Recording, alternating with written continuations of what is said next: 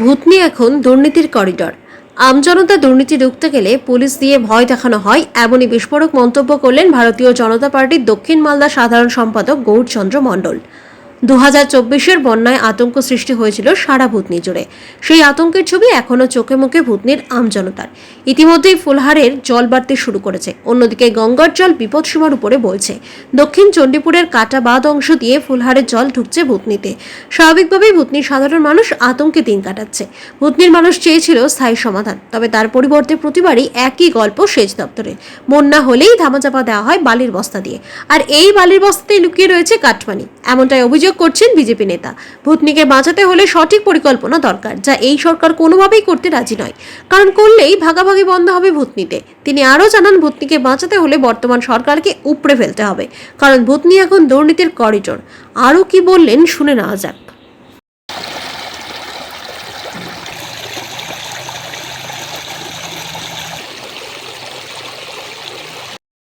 পরিকল্পনা মাফিক, প্ল্যান মাফিক কাজ করা হয় না। আমরা দেখেছি, গেছি, আবার ভাসবে, এটা আগাম বাণী বলে এসেছিলাম ভূতনিবাসী, আর সেটাই ঘটছে।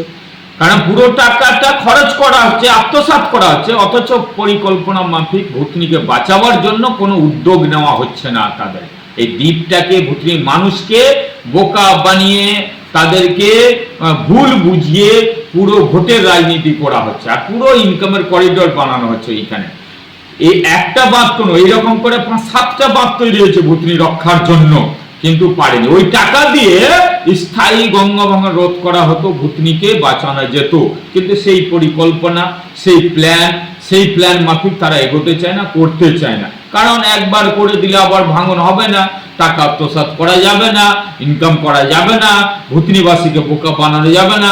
ভোট আসবে, আবার বলবে তোমাদের গঙ্গা ভাঙন রোধ করে দেবো, এটা করে দেবো, এই করে দেবো, সেই বিভিন্ন রকম মিথ্যার ফুলঝুরি দিয়ে তাদেরকে রকার চেষ্টা করবে, তারা যেন সঠিকভাবে আমাদের পাশে থাকে। অর্থাৎ তাদেরকে নিয়ে ছিনিবেনে খেলা হচ্ছে।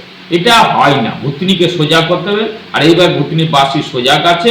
এইবার এই সরকারের পতন ঘটিয়ে সেইখানে ভূতনি রক্ষা করা সম্ভব হবে। তার আগে ভূতনি রক্ষা করা সম্ভব হবে। এই সরকার থাকলে ভূতনি নিশ্চিহ্ন হয়ে যাবে।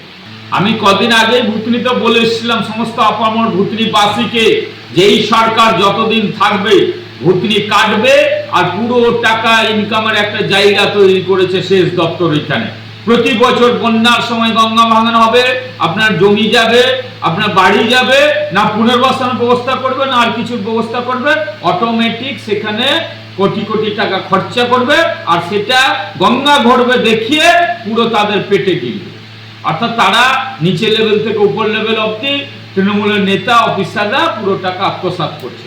শুনেছি সেখানে আম পাবলিক যদি বাধা দিতে যায় বা ভালো কাজ করার চেষ্টা করা হয়, পুলিশ দিয়ে তাদেরকে আক্রমণ করা হয়। তাদেরকে এটাও বলা হয় যে তারা যেন সেখানে কিছু না করে, অর্থাৎ তাদের চুরিতে যেন ভাগ না বসায়। ভালো কাজ করবে কি করবে না বড় কথা নয়।